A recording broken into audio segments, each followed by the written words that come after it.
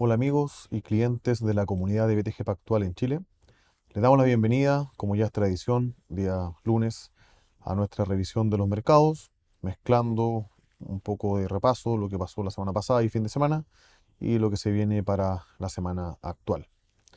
Y como es tradición también, partamos revisando el rendimiento de las principales macro clases de activos, que a pesar de terminar una semana, la previa, bastante agitada, vimos que las acciones globales medido a través de este indicador que recoge tanto el mercado accionario desarrollado como emergente, termina plano, sin grandes pérdidas, solamente 3 basis points.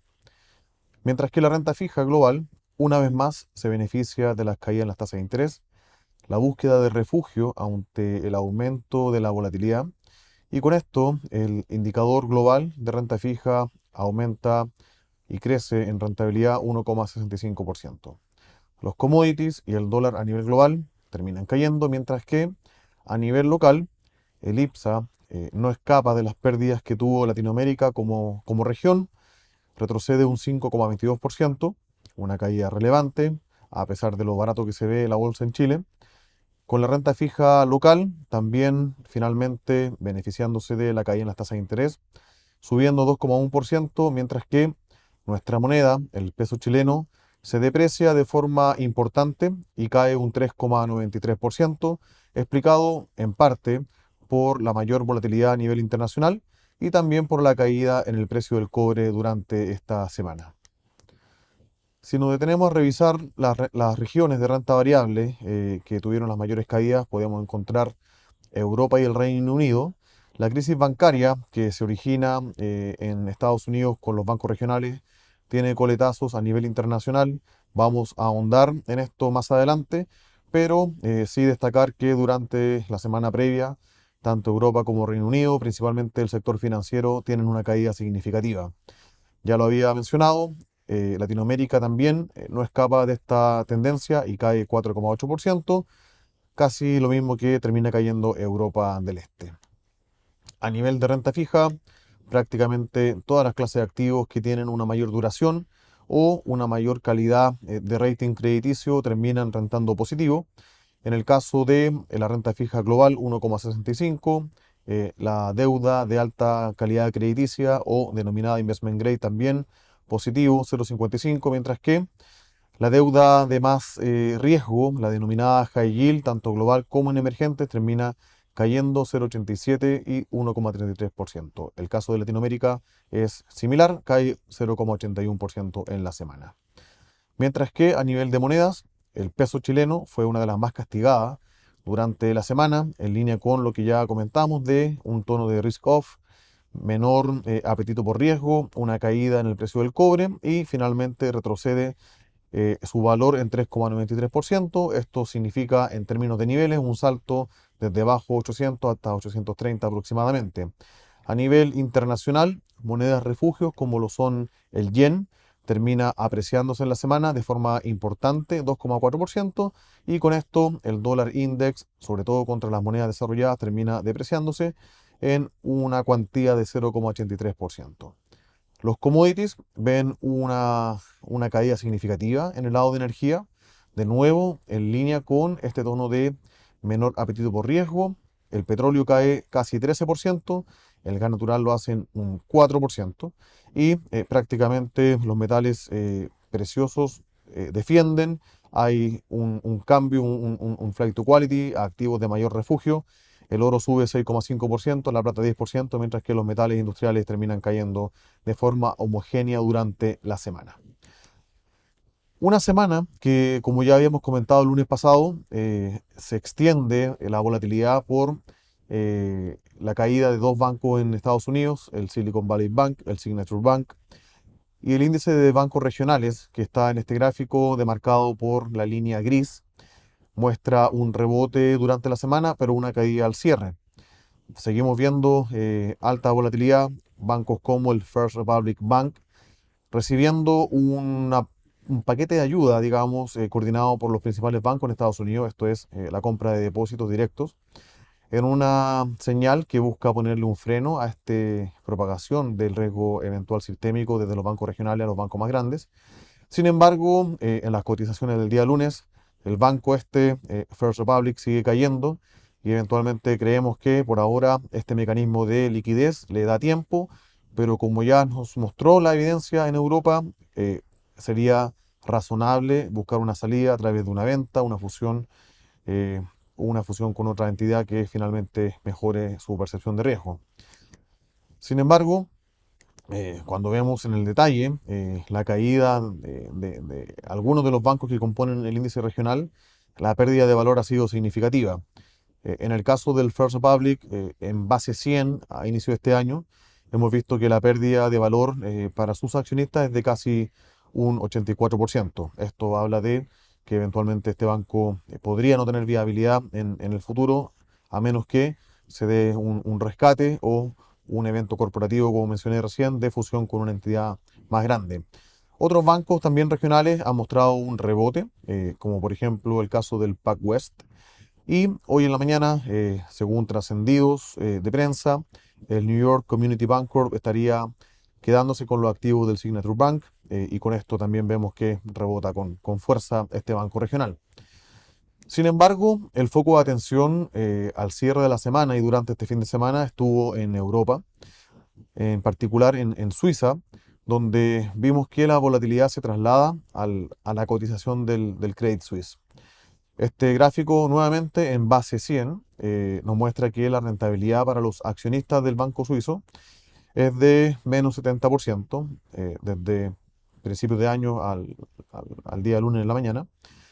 ¿Y esto qué pasa? Finalmente, después de todas las idas y vueltas, UBS termina comprando las operaciones de Credit Suisse, su rival más cercano, en una transacción que es 100% a través de canje de acciones. O sea, los accionistas de Credit Suisse van a recibir un pago equivalente a 0,76 francos suizos, más o menos 3 billions, pero todo a través de acciones de UBS, en un ratio de canje de 22,48 acciones de Credit Suisse por cada una acción de UBS.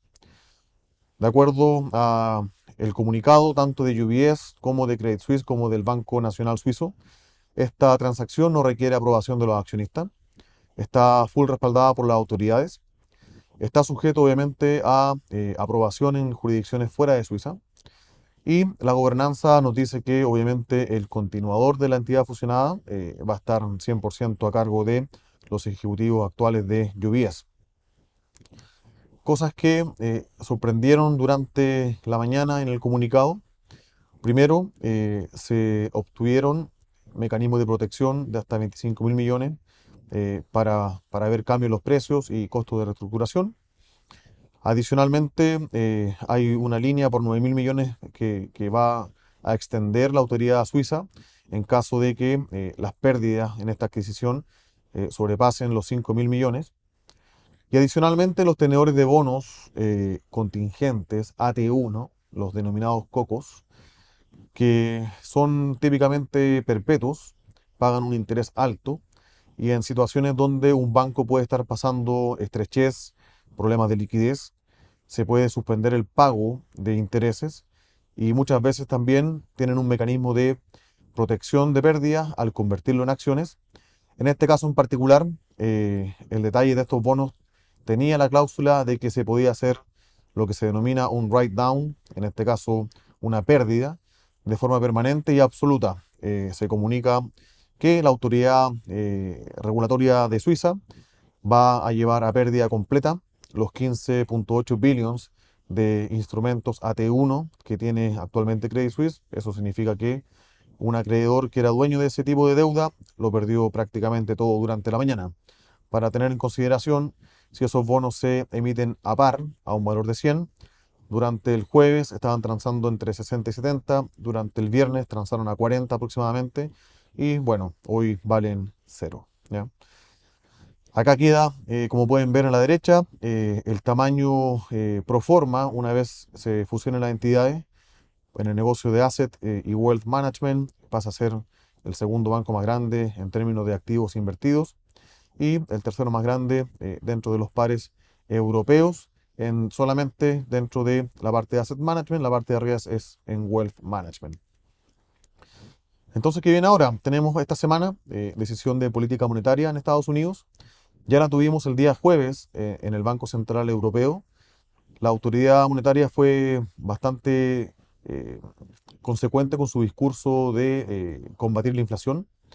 Dentro del comunicado de prensa y la conferencia que dio la presidenta Lagarde, el tono fue de que el primer objetivo, el segundo y el tercero es seguir peleando contra la inflación. Ante esto sube la tasa de interés en 50 puntos base y deja un comunicado bastante escueto en relación a la crisis de los bancos, dejando también muy en claro que el Banco Central Europeo cuenta con las herramientas necesarias y suficientes en caso se necesite para hacer alguna intervención en este sector. Pero adicionalmente vimos en Estados Unidos el día jueves, que es el día que se publica la actualización de la hoja de balance de la Fed, que los bancos hicieron uso de la ventanilla de descuento. Acá se muestra en este gráfico, hay tres paneles, estoy hablando del que está al medio, en una cuantía en términos semanales que no se había hecho prácticamente nunca en la historia. Esto nos da cuenta dos cosas. Primero, de que la situación de liquidez y preocupación por la sustentabilidad patrimonial de los bancos es seria, pero adicionalmente que ese estigma que tenía la ventanilla de descuento, que la usaban solamente bancos con problemas, al parecer estaría quedando atrás. Esta suma obviamente no la ocupa un solo banco. Así que vemos que los bancos están preocupados de verdad en fortalecer su balance y adicionalmente, bueno, con los mecanismos de sustento que anunció hace 2 semanas la Reserva Federal, estos 25.000 millones que se utilizan para dar liquidez adicional a los bancos que quieran dejar como garantía bonos del tesoro o mortgage-backed securities. Vemos en el panel superior, acá hay una colita pequeña que rebota y nos muestra que el tamaño del balance de la Fed se incrementa después de prácticamente todo un 2022 a la baja. Esto es lo que se denomina el quantitative easing, o sea, una herramienta de política monetaria no convencional donde se agranda el balance y al parecer estaríamos entrando en la fase número 4 o 5, depende del tecnicismo que uno ocupe, de QE en Estados Unidos.